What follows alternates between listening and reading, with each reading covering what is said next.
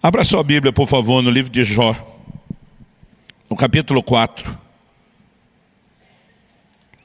Livro de Jó, capítulo 4.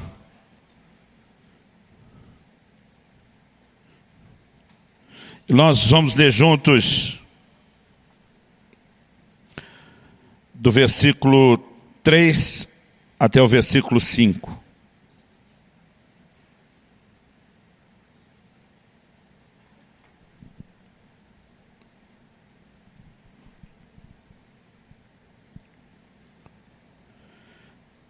Eu vou ler o texto inicial na Nova Almeida atualizada, que diz: veja bem, você ensinou a muitos e fortaleceu mãos cansadas. As tuas palavras sustentaram os que tropeçavam, e você fortaleceu joelhos vacilantes. Mas agora, quando chega a sua vez, você perde a paciência, e ao ser atingido, você fica apavorado. Nesse momento difícil da vida de Jó, seus amigos o rodeiam. A Bíblia diz que permanecem por vários dias sentado, ao lado de Jó em silêncio. A ideia e a intenção é trazer consolo. Em alguns momentos eles falam a verdade, põem o dedo na ferida. Em outros momentos, de forma equivocada, eles acabam julgando Jó, e Deus não gosta da forma como isso acontece. No entanto, acredito que nenhum de nós vai questionar a verdade dessas palavras de Elifaz, um dos amigos de Jó. Ele começa destacando o nível de desânimo a que Jó havia chegado, o nível de desencorajamento que ele estava experimentando. E é o que eu e você precisamos entender, e esse é o assunto da minha conversa hoje, lidando com o desencorajamento. Eu e você precisamos entender que isso é algo que acontece ao ser humano de uma forma geral. Mas nós precisamos entender que isso não acontece com alguém apenas porque essa pessoa esteja numa espécie de problema espiritual, ou porque não esteja bem com Deus. A palavra de Deus nos mostra, gente séria com Deus, conectada com o Senhor, tendo que lidar com o desânimo ou o desencorajamento. E a palavra de Deus nos mostra também que esse não é um assunto sem importância. O próprio Jesus usa a frase: tende bom ânimo.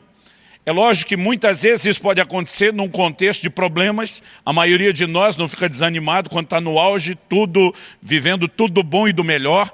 E as situações que geram esse tipo de reação em nós, mas o Senhor Jesus nos ensinou: no mundo tereis aflições. Ele diz: mas tende bom ânimo. Em outras palavras, ele estava dizendo: não deixe as circunstâncias ditar o seu ânimo. Há outra realidade que pode governar você. Mas quando eu olho para Jó, eu vejo aqui o perfil de alguém que sempre foi um encorajador. O texto, de uma maneira muito clara, diz: você ensinou a muitos, você fortaleceu as mãos cansadas, suas palavras sustentaram os que tropeçavam, você fortaleceu os joelhos vacilantes. Em outras palavras, se tem alguém que entende encorajamento, é tu, meu irmão. Você tem praticado isso, você tem sido um instrumento de Deus para levantar os outros. Ele diz: mas em agora, chegando a tua vez.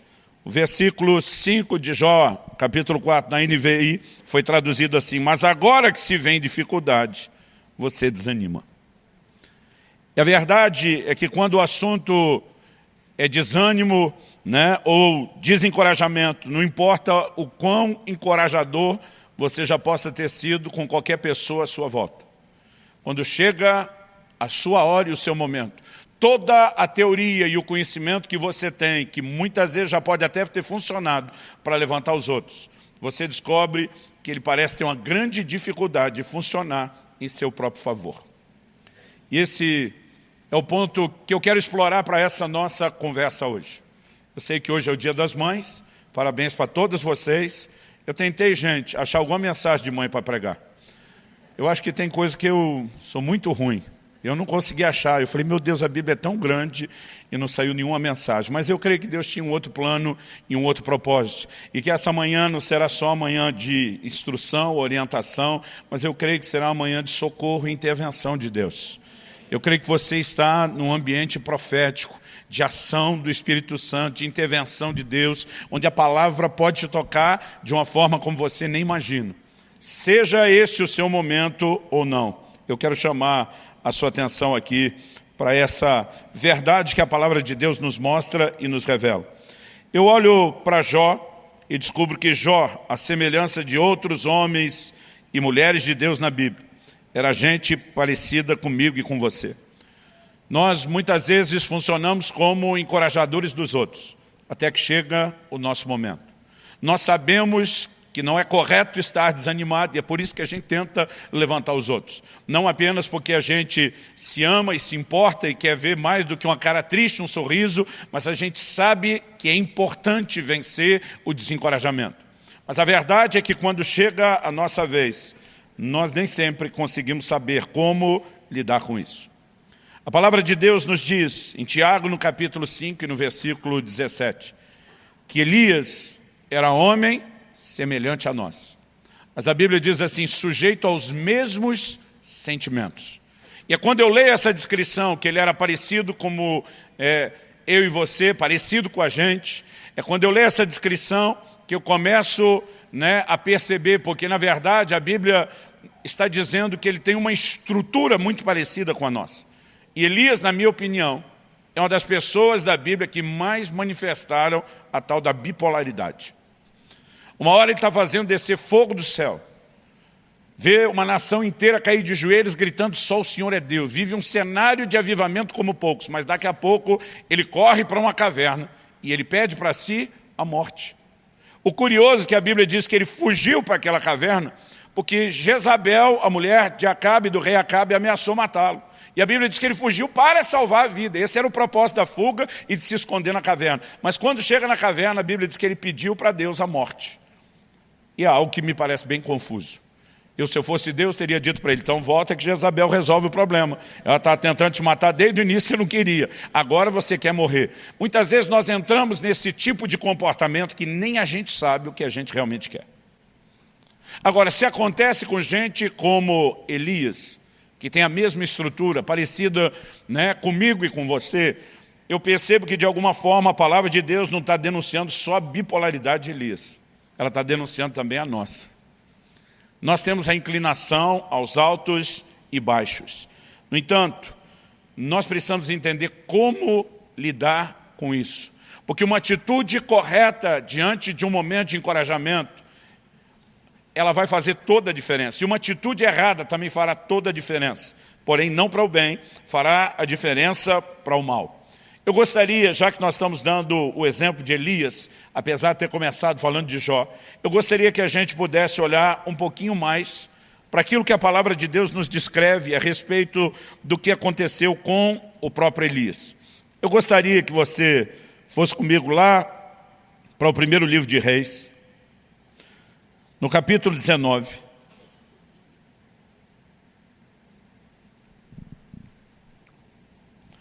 Primeiro livro de Reis, capítulo 19, a partir do versículo 1. Acabe contou a Jezabel tudo que Elias havia feito e como havia matado todos os profetas à espada. Então Jezabel mandou um mensageiro a Elias para dizer-lhe que os deuses me castiguem se amanhã a essas horas eu não tiver feito com a sua vida o mesmo que você fez com a vida de cada um deles. 850 profetas ao todo. Normalmente a gente lembra só dos de Baal e esquece os de Azera ou Azerá. 850 profetas que serviam aos ídolos, aos falsos deuses, haviam sido executados depois daquele momento de arrependimento do povo e de volta do coração do povo para Deus. Agora, todos eles eram sustentados, promovidos por Jezabel. E agora Jezabel manda o recado, e o versículo 3 diz, Elias ficou com medo. Levantou-se e, para salvar a sua vida, se foi. Chegou a Berseba, que pertence a Judá. E ali ele deixou o seu servo. Ele mesmo, porém, foi para o deserto, caminhando um dia inteiro. Por fim, sentou-se debaixo de um zimbro, sentiu vontade de morrer e orou, basta, Senhor, tira minha vida, porque eu não sou melhor do que meus pais. Deitou-se e dormiu debaixo de um zimbro, e eis que um anjo tocou nele e lhe disse, levante-se e coma. Elias olhou e viu perto da sua cabeça um pão assado sob pedras em brasa e um jarro de água. Comeu, bebeu e tornou a dormir. E o anjo do Senhor voltou, tocou nele e lhe disse, levante-se e coma, porque a viagem será longa. Então Elias se levantou, comeu e bebeu, e com a força daquela comida, caminhou 40 dias e 40 noites até Horebe, o monte de Deus. Ali entrou numa caverna onde passou a noite. E eis que a palavra do Senhor veio a ele e lhe disse: o que você está fazendo aqui, Elias? Ele respondeu: tenho sido muito zeloso pelo Senhor, Deus dos exércitos, porque os filhos de Israel deixaram a tua aliança, derrubaram os teus altares, mataram os teus profetas à espada, só eu fiquei, e eles estão querendo tirar-me a vida. Então foi-lhe dito: saia daqui e fique diante do Senhor no monte. Eis que o Senhor estava passando e um grande e forte vento fendia os montes, quebrava as rochas diante do Senhor, mas o Senhor não estava no vento. Depois do vento houve um terremoto, mas o Senhor não estava no terremoto. Depois do terremoto veio um fogo, mas o Senhor não estava no fogo. E depois do fogo veio o som de um suave sussurro. Quando Elias ouviu isso, cobriu o rosto com o manto e, saindo-se, pôs-se à entrada da caverna. Ao que ele veio, eis que lhe veio uma voz e lhe disse: o que está fazendo aqui, Elias? Ele respondeu: tenho sido muito zeloso pelo Senhor, Deus dos exércitos, porque os filhos de Israel deixaram a tua aliança, derrubaram os teus altares, mataram os teus profetas à espada. Só fiquei eu, e eles estão querendo tirar minha vida. Então o Senhor disse a Elias: vá, volte ao seu caminho para o deserto de Damasco. Chegando lá, unja Hazael como rei da Síria, unja também Jeú, filho de Ninsi, como rei de Israel, e Eliseu, filho de Safate, de Abel-Meolá, como profeta em teu lugar. Quem escapar à espada de Hazael, Jeú matará. Quem escapar à espada de Jeú, Eliseu matará. E também concebeu em Israel 7.000, todos os joelhos que não se dobraram a Baal, e toda a boca que não o beijou. Vamos olhar para esse texto com aquela mentalidade de o que podemos tirar daqui, o que podemos aprender com isso. Eu gosto sempre de lembrar que Paulo, escrevendo aos Coríntios, diz que essas coisas aconteciam a Israel e foram escritas para nosso exemplo, para nossa advertência. Então, quais são as lições práticas? Primeiro, o anjo de Deus acorda Elias e manda ele comer. Depois disso, Elias vai dormir. Então, a primeira lição é que é bíblico tirar um cochilo depois da comida. Segunda lição, o anjo acorda e ele diz: come de novo. Também é bíblico repetir.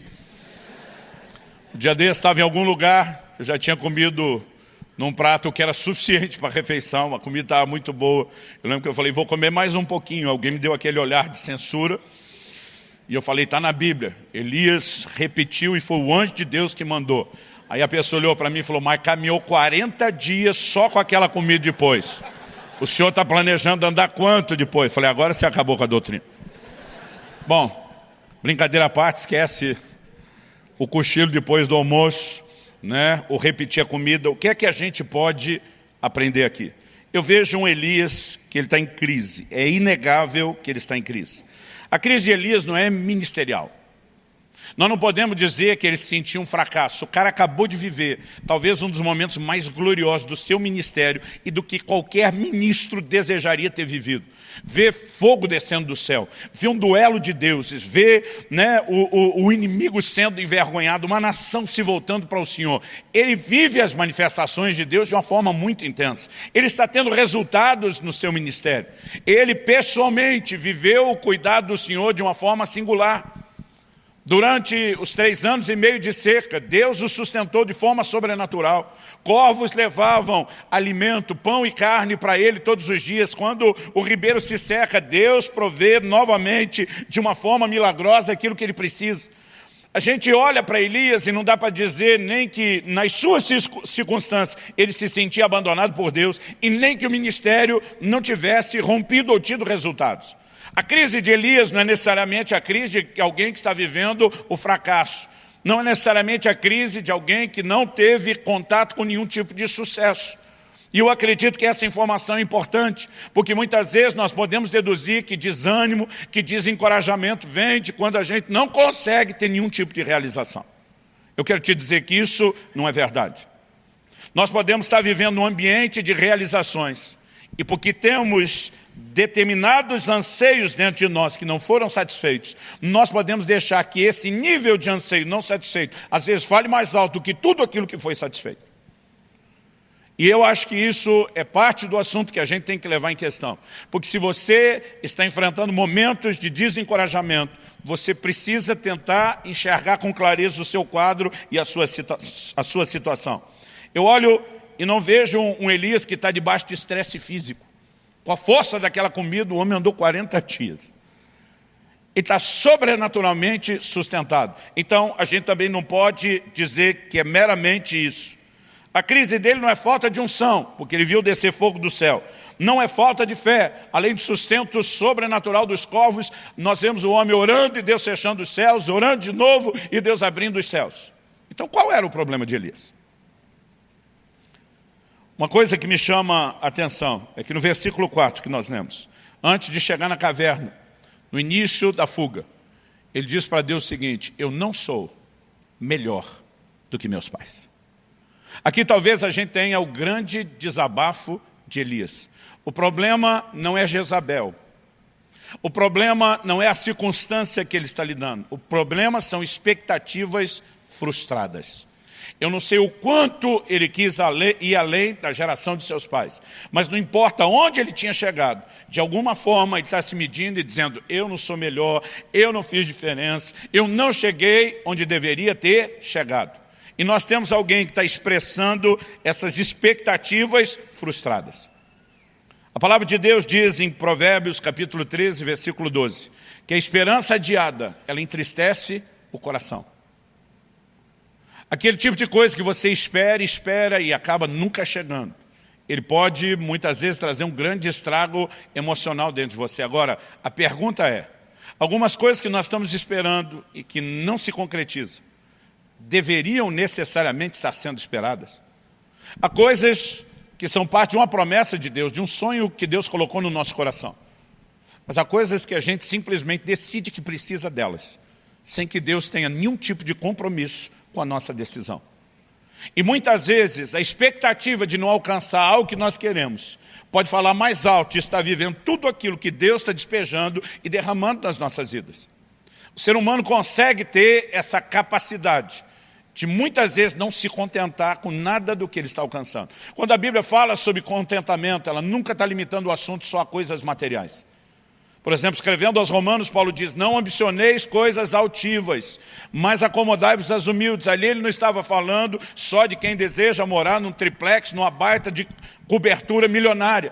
Ele está falando sobre pessoas que querem realização, que querem um lugar de conquista na vida, que querem reconhecimento muitas vezes. E nós precisamos entender quais são as nossas expectativas.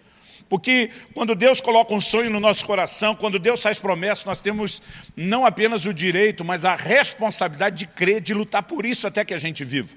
Mas há momentos onde Deus não falou nada a respeito de um assunto, não prometeu nada, e a gente enfiou na cabeça, encasquetou que a gente quer porque quer aquilo, e muitas vezes a frustração de não viver aquilo fala mais alto de toda a realização do que tudo que Deus está fazendo.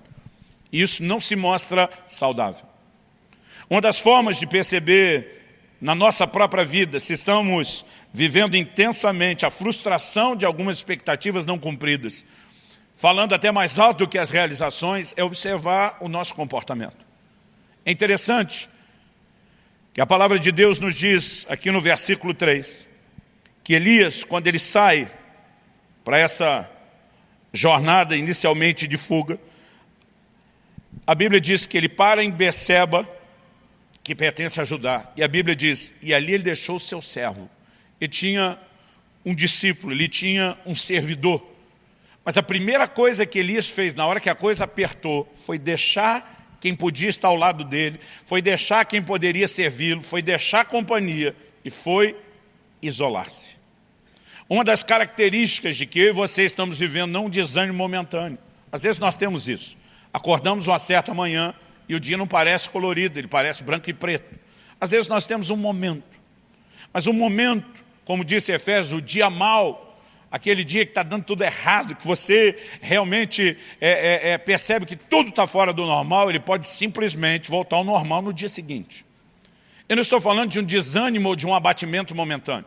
Mas quando nós estamos vivendo um período de desânimo prolongado, mesmo no meio de conquistas e realizações, nós precisamos avaliar o nosso coração. E às vezes uma boa forma é analisar o comportamento. Quando a gente começa essa atitude de se isolar, de não querer estar junto, de não querer companhia, é um indício de que algo no nosso coração não está muito correto. A palavra de Deus diz, lá no livro de Provérbios, aquele que se isola, insurge-se contra a verdadeira sabedoria. está buscando só o seu próprio desejo. Eu sei que pode haver momentos de isolamento com um propósito muito específico. Jesus vai 40 dias para o deserto a fim de orar, de jejuar, de buscar a Deus. Mas nós estamos falando de algo pontual, não de um estilo de vida. Nós estamos falando de algo que tem um propósito e se demonstra muito frutífero. Mas muitas vezes, quando simplesmente estar com os outros já não está nos fazendo bem, isso deveria ser um alerta de que algo no nosso coração merece a nossa atenção, merece o cuidado. Uma segunda coisa que eu percebo aqui, isso tanto no versículo 3 nós lemos, como depois no versículo 9, a palavra de Deus diz que ele entra numa caverna, onde passou a noite. Há algumas cavernas emocionais nas quais eu e você entramos e também nos fechamos. É aquele momento onde a gente já não quer ver gente, onde a gente já não quer ver a luz, onde a gente já não quer ver nada e nem ninguém. Mas além do isolamento, normalmente, quem está lidando com esse tipo de expectativa frustrada que gera o desânimo, ele tem sempre um senso de injustiça que ele carrega dentro dele. Depois de 25 anos de pastorado, atendendo e ouvindo gente, eu percebo, por estatística, o quanto isso é comum nas pessoas que estão lidando com esse tipo de coisa. Um senso de injustiça. Elias diz para Deus, mataram os teus profetas à espada, só eu fiquei. E só eu fiquei se tem alguém que te levou a sério, que te honrou, que sobreviveu para manter o ministério e a tua obra viva, sou eu. Em outras palavras, o Senhor tinha que estar me protegendo de uma maneira especial. Eu não tinha que estar correndo da Jezabel por fazer a sua vontade. Deus nem discute se Jezabel está caçando ele ou não. Deus olha para ele e diz, ei, tem 7.000 que não dobraram os seus joelhos a Baal. Você acha que só você é o cara, que só você ficou? Você só está enxergando você porque você desconectou dos demais. Essa é a única razão pela qual você está achando que ficou sozinho.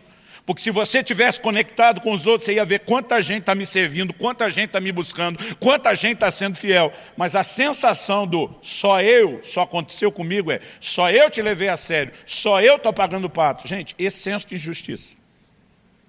E a maioria de nós sabe muito bem quando ele está lá. Não é só o que você sente no dia a dia, é aquilo que você tem vontade de falar para Deus na oração. É quando você está orando e diz, Senhor, apesar do Senhor ter dito, nunca te deixarei, jamais te abandonarei, parece que o Senhor não andou se lembrando do que prometeu. Nós podemos perceber nesse tipo de conversa que ele simplesmente está transbordando parte de uma crise interior. Agora, eu fico olhando para esse senso de injustiça e acredito que ele vem de um único lugar, das comparações que a gente faz. A gente tem mania de comparar a nossa vida com a dos outros com a nossa, dos outros com os outros mesmo, e a gente vive de comparação. Quando o Senhor Jesus estava falando com Pedro, olha Pedro, eu vou te dizer de que forma você vai me glorificar, com que tipo de morte. A Bíblia diz que a primeira reação de Pedro foi olhar, viu que João vinha seguindo e perguntou para o Senhor, e quanto a este?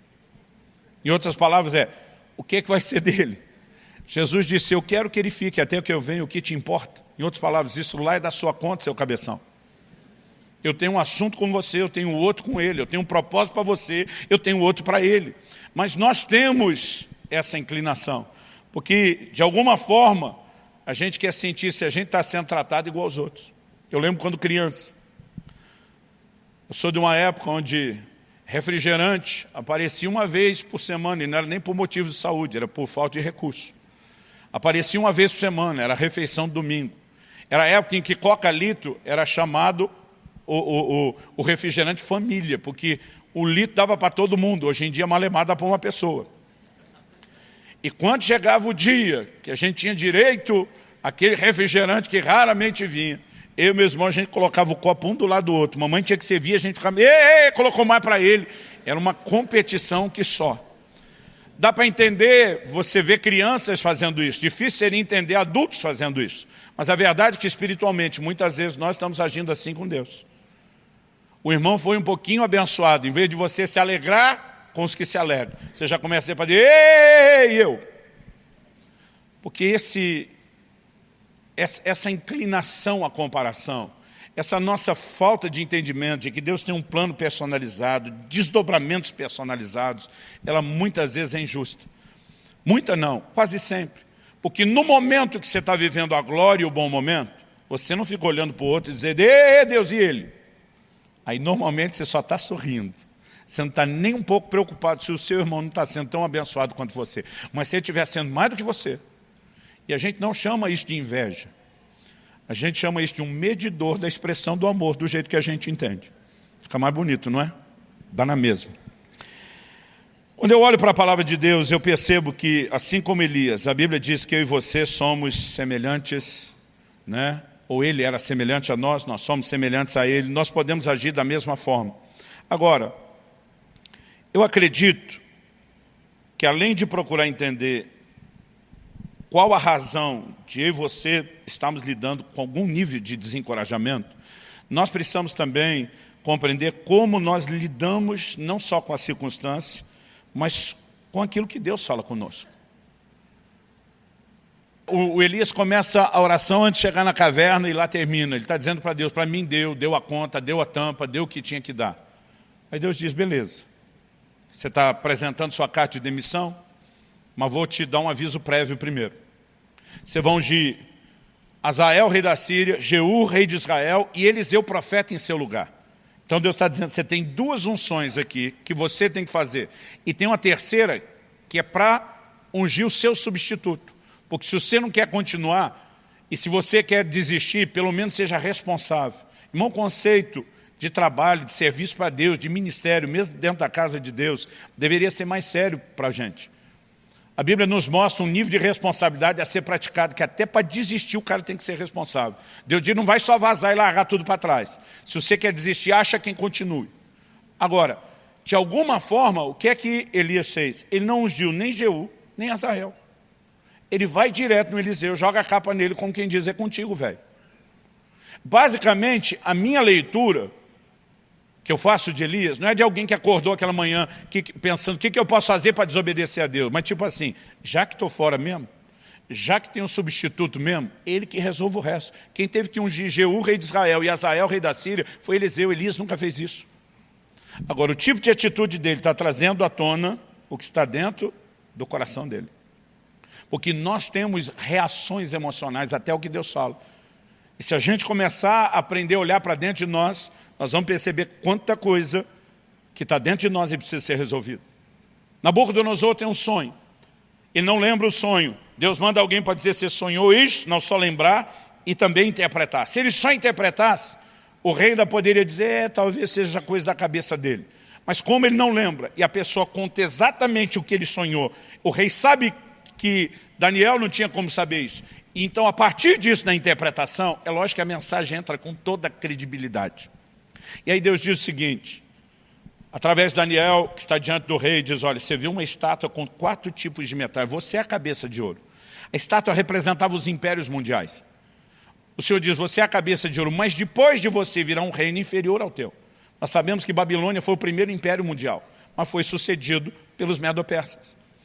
Mas haveria uma terceira mudança de metal. Os medo-persas foram sucedidos como império mundial pela Grécia, que por sua vez foi substituído por Roma. Antes de Babilônia, ninguém nunca dominou o mundo. Depois de Roma, ninguém nunca mais dominou o mundo. Naquela estátua que representava o império mundial, Deus diz, vão ter 4 reinados. Aí o Senhor está falando para o Nabucodonosor, você é a cabeça de ouro, mas você não vai ficar aí muito tempo não, daqui a pouco vão tomar o seu lugar. Se coloca no lugar do homem, que foi o primeiro a dominar o mundo. Você queria sim ser substituído? Capítulo 3 de Daniel começa logo depois dessa história, dizendo que ele mandou construir uma estátua. O que é que ele tinha sonhado? Com uma estátua gigante. O que é que ele mandou construir? Uma estátua gigante. Qual a diferença entre a estátua que ele mandou construir e a que ele sonhou? Que naquele sonhou, só a cabeça era de ouro. Agora ele manda fazer uma estátua inteira de ouro. O que você acha que ele está dizendo, consciente ou não? Para mim está dizendo, é ruim que eu sou a cabeça de ouro e você trocar depois. Eu sou a estátua toda, eu cheguei para ficar, daqui ninguém me tira. A reação dele ao que Deus falou não é muito difícil de perceber ou entender. Eu quero te perguntar, normalmente quais são as suas reações ao que Deus está falando sobre você, a sua condição e o seu estado? Porque isso vai revelar mais a respeito de você e do estado do seu coração do que você pode imaginar. Não tem como Deus simplesmente tirar eu e você dessa crise, se nós não tivermos a capacidade de reagir de uma forma correta ao que Ele está fazendo. Mas já que nós falamos em crise, a segunda coisa que eu quero abordar aqui, depois de falar da crise de Elias, que é parecida com muitas vezes as nossas, é a forma de Deus agir em nossas crises. Em primeiro lugar, a gente tem que entender por que Ele deixa a gente passar por crise. Hebreus, capítulo 5, versículos 7 e 8, está falando de Jesus. E diz que Ele aprendeu a obediência pelas coisas que sofreu. Irmão, se Jesus, que era Jesus, tinha aprendizado a tirar do sofrimento, é sério que você se acha tão melhor do que Ele, dizendo, eu não preciso aprender nada no meio de nenhuma crise ou sofrimento? As crises que muitas vezes nos passam, esse sentimento, essa emoção de um abandono de Deus, na verdade são parte de um investimento, de um trato, de um projeto, de um processo de Deus para o nosso crescimento e para o nosso amadurecimento. Ninguém falou nenhum amém, ó, que coisa interessante. Eu olho para a palavra de Deus e eu fico também me perguntando, se eu e você escapássemos da possibilidade de qualquer crise, e aqui eu quero falar em especial, né? Sejam pais, qualquer nível de liderança que você vai exercer, sejam discipuladores, líderes de célula, né? Sejam pastores, pregadores, nós seríamos péssimos líderes. Porque a nossa capacidade de conectar com gente normal, que também vai passar por isso, ela estaria muito limitada e comprometida. Quando a Bíblia fala de Jesus como nosso sumo sacerdote, diz, nós não temos um sumo sacerdote que não possa se compadecer das nossas fraquezas. A Bíblia diz, porque Ele, a nossa semelhança, foi tentado em todas as coisas. Ou seja, Ele pode hoje nos socorrer, porque Ele sabe exatamente aquilo que nós enfrentamos, porque Ele enfrentou a mesma coisa na pele. Eu me lembro de um dia que o Israel chega em casa, e eu já sabia pela linguagem corporal, pelo medo que ele estava manifestando de ter uma conversa comigo. Eu também tinha informação privilegiada da mãe, que acompanhava bem de perto ele na escola, e eu sabia que ia chegar uma nota vermelha no boletim. Eu me senti culpado, resolvi arrastar a família comigo para uma semana de ministrações no Nordeste, porque eu não queria estar muito desconectado deles, e aquela matéria que Israel perdeu naquela semana, quando ele chegou, mal deu tempo de recuperar, já teve uma prova surpresa, e ele acabou indo mal. Eu já tinha ouvido, para não dizer um sermão, as considerações da mãe pedagoga a respeito do que eu tinha feito, e eu já sabia o que tinha acontecido. Mas Israel chega, ele está com medo. Dá para ver assim que ele, né, tremia feito vara verde, cabeça baixa, não conseguia me olhar, ele tinha uns 11 anos de idade. Eu falei, filho, o que está acontecendo? Que? Nada. Eu falei, filho, você não consegue esconder que você está apavorado para me contar alguma coisa. Eu acho que deve ter um boletim aí dentro da sua mochila, que você não sabe como entregar. Deus te mostrou, pai. Não, filho. Você revelou para mim tudo isso. Aí nós vamos conversar. Minha preocupação é aliviar a barra. Eu estou vendo o quanto aquilo está pesando. Eu lembro que eu olhei para ele e falei, filho, presta atenção, para. Antes da gente conversar qualquer coisa. Primeira coisa que você tem que saber. Suas notas são melhores do que as minhas eram. Sério, pai? Sério. Né? Naquele momento ele me olha com a cara assim, então você me entende. Falei, o problema é que sua mãe nunca tirou nota baixa na vida. Ela só tirava 9 e 10, então ela nunca vai te entender. E apesar daquela brincadeira, naquele momento, tentando deixá-lo à vontade para a conversa que a gente teria, eu fiquei pensando a diferença, depois de ter falado aquilo, entre alguém que já viveu o que alguém está vivendo e alguém que não viveu aquilo. Muitas vezes a nossa capacidade de conectar, né, com compaixão, com misericórdia para aqueles que estão em crise, ela seria quase nula se a gente nunca tivesse vivido nenhum tipo de dilema ou de crise. E Deus permite que a gente passe isso não apenas para o nosso crescimento, mas para criar em nós uma capacidade de conectar com aqueles que estão à nossa volta e precisam da misericórdia que eu e você já precisamos um dia. Quem está entendendo, diga amém. Agora, como Deus age nas nossas crises de desânimo ou desencorajamento? Uma coisa que me chama a atenção nesse texto que nós lemos é que Ele não nos impede de entrar na crise e às vezes Ele ainda dá corda para a gente. O Elias está correndo, aí ele para, e o anjo de Deus vem e dá uma comida. Ele come, dorme, o anjo acorda ele e diz, come de novo que você vai precisar disso. A jornada é grande. Aí ele anda 40 dias e chega na caverna. Quando ele chega na caverna, pergunta a Deus para ele, que fazes aqui, Elias? Nenhum momento Deus mandou ele ir para a caverna. Nenhum momento Deus mandou ele atravessar o deserto. Aquela decisão era de Elias. Mas Deus diz, já que tu decidiu viver esse negócio, eu vou pelo menos tentar te dar um gás para que você não morra no meio do caminho. Mas depois de chegar lá, o mesmo Deus que o sustentou no caminho pergunta o que é que você está fazendo aqui. Em outras palavras, eu não te sustentei porque você precisava vir para cá. Eu só te sustentei porque eu não te abandono. Agora, quem tem que responder o que é que está fazendo aqui é você. Porque a escolha foi sua. Agora, muitas vezes, a gente consegue ter aquele tipo de gente que além de estar correndo para fora do plano de Deus, ainda diz, não, mas Deus está abençoando, dirigindo, confirmando. Não, querido, Ele só não está te abandonando. Não significa que Ele está confirmando que você tem que se enveredar deserto adentro ou que você tenha que achar uma caverna. Aí Deus pergunta, o que é que você faz aqui? Elias conta uma outra história fazendo de vítima. Deus chega de novo e diz, o que é que você faz aqui, Elias? Em outras palavras, você não respondeu o que eu te perguntei. Porque esse tipo de resposta é importante. E quando eu olho esse perfil da ação de Deus, eu acredito que essa pergunta nos mostra que Deus não enviou Elias. Deus o abençoou, cuidou dele no caminho. Mas o profeta fez só o que Deus decidiu fazer. Aí Deus diz para ele, sai da caverna. Sabe o que Deus está dizendo? Eu me recuso a falar com você do lado de dentro. Eu posso ter apoiado você no sentido de não te abandonar até chegar aqui. Mas se você quer uma reviravolta, se você quer escutar minha voz, se você quer entender os novos desdobramentos, sai daí. Quem entrou na caverna foi você, quem sai é você. Eu não te tiro daí, sai. E é só depois que ele sai, que Deus fala com ele lá.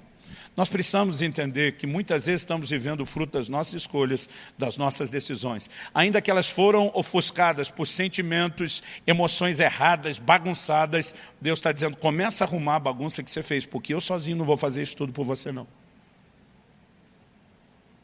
Quem está entendendo, diga amém.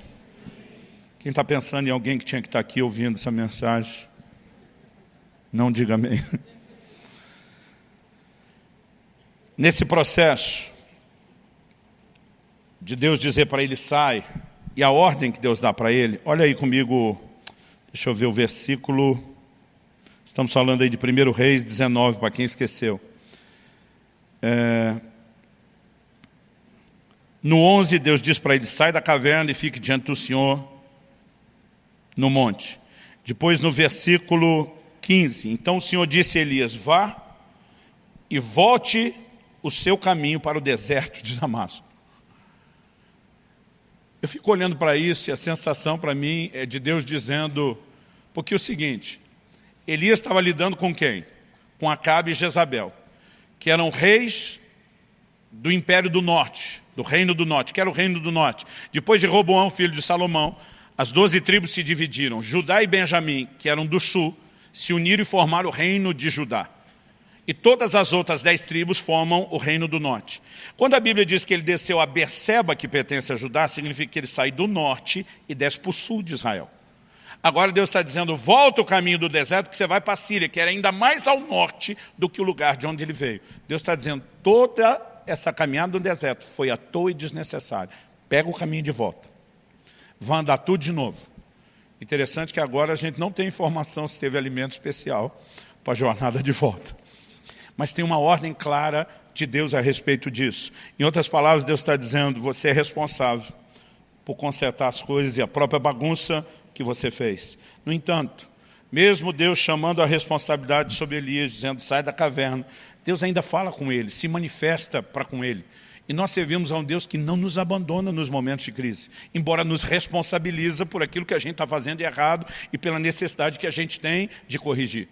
Agora, uma coisa interessante nessa lição que Deus dá a hora que o Elias sai, é que a Bíblia diz, teve vento forte despedaçando rocha. Irmão, eu não consigo imaginar que tipo de vento é esse que quebra a rocha.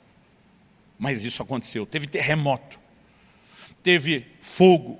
Agora, a Bíblia diz que Deus não estava em nada daquelas coisas. Quando eu e você estamos nesse lugar de isolamento e de crise, a gente acha que a única forma de sair é só com Deus fazendo coisas espetaculares, extraordinárias.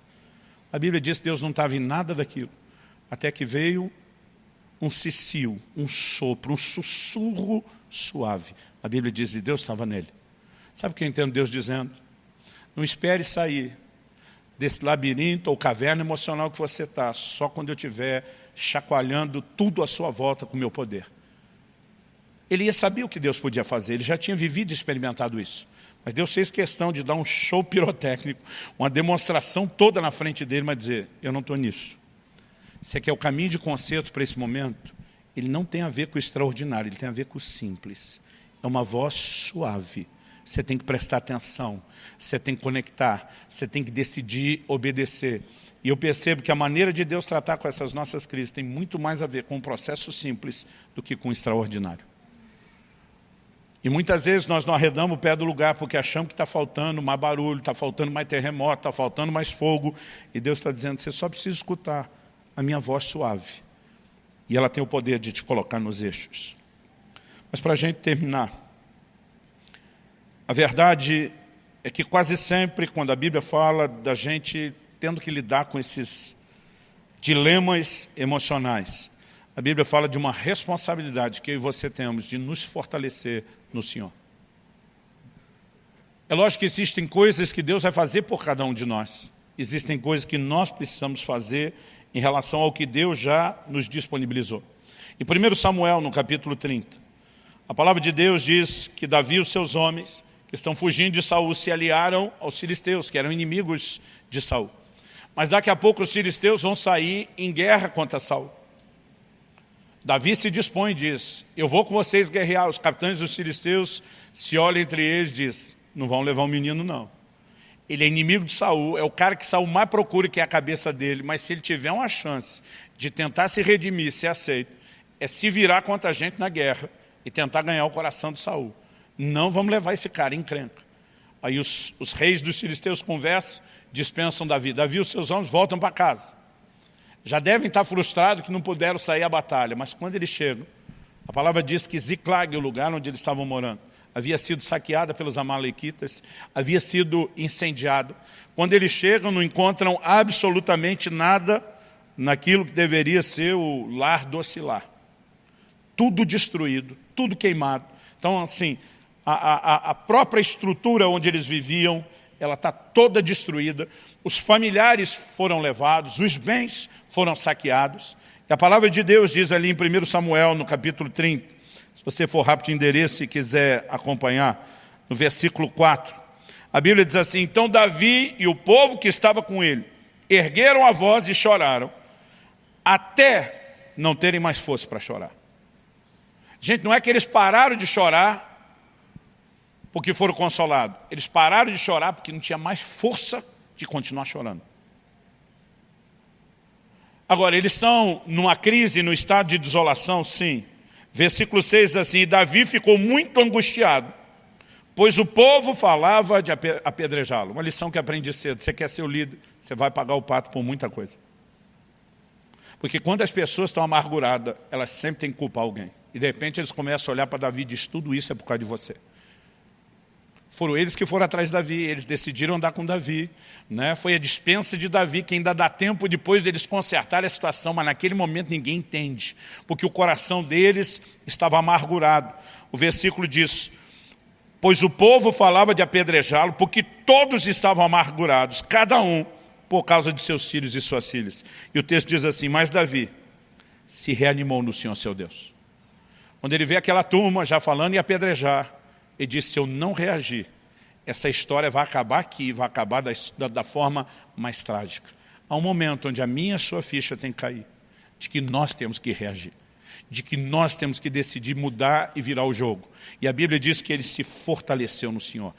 A tradução que eu estou lendo diz que ele se reanimou no Senhor. É possível você encontrar ânimo no Senhor, porque você decide buscar e encontrar isso. Quem está entendendo, diga amém.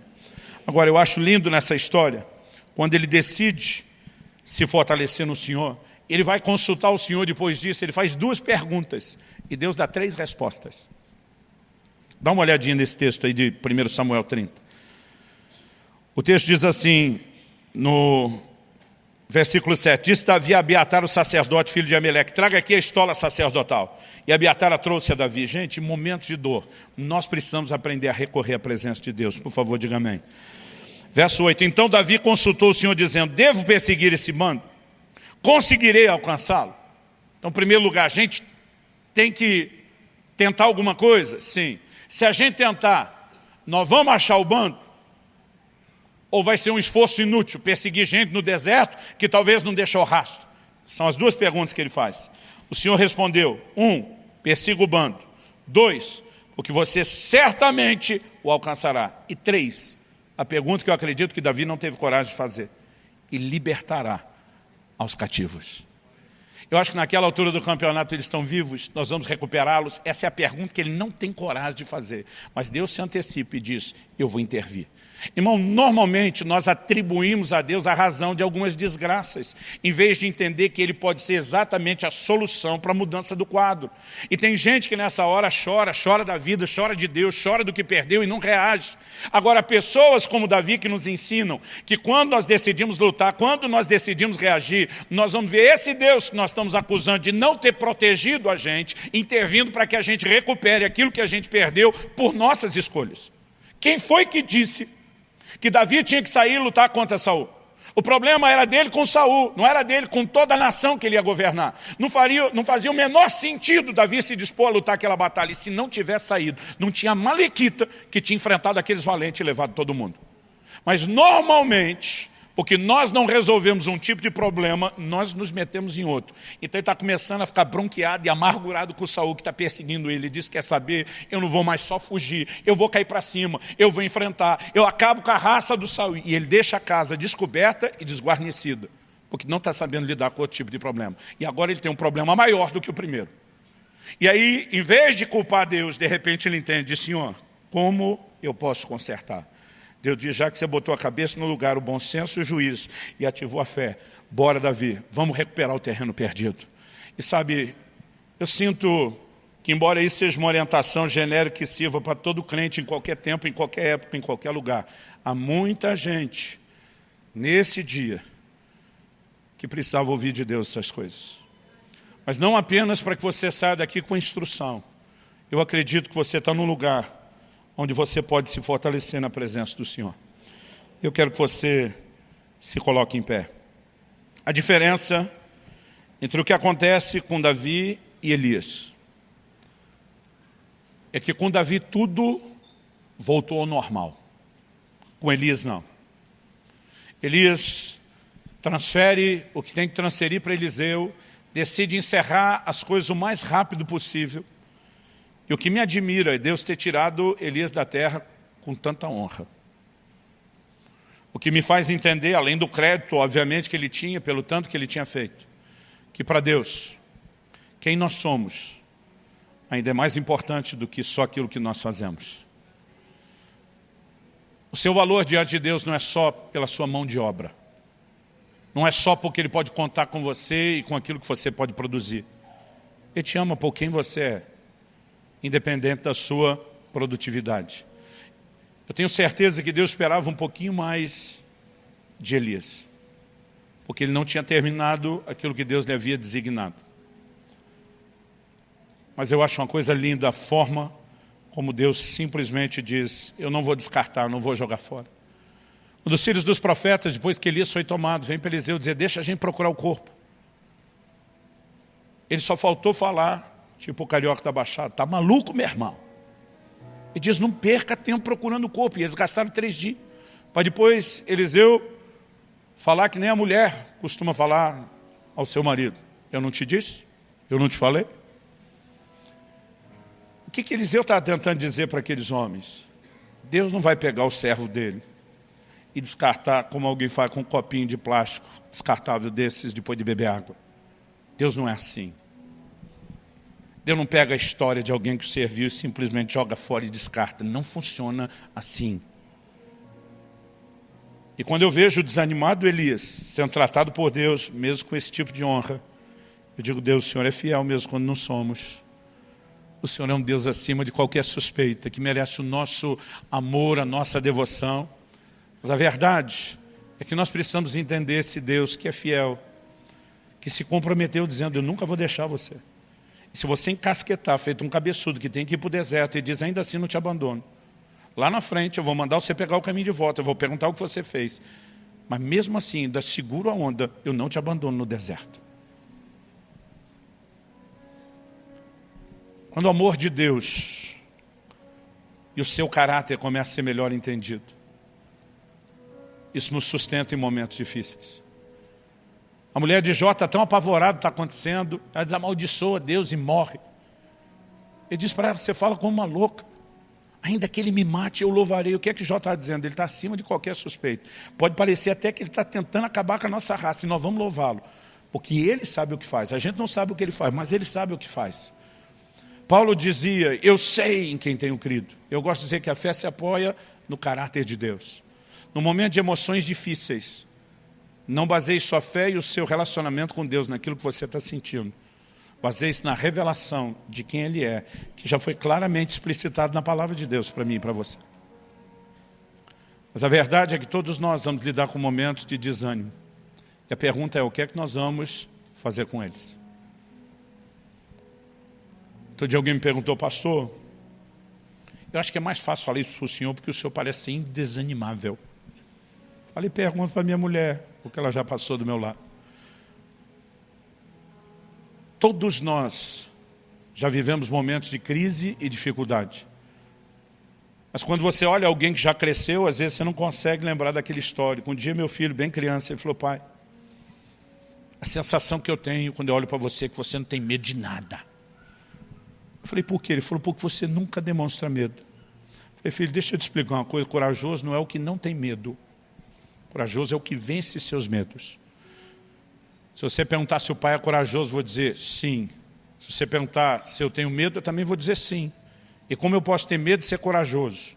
Eu venço eles, eu luto contra eles.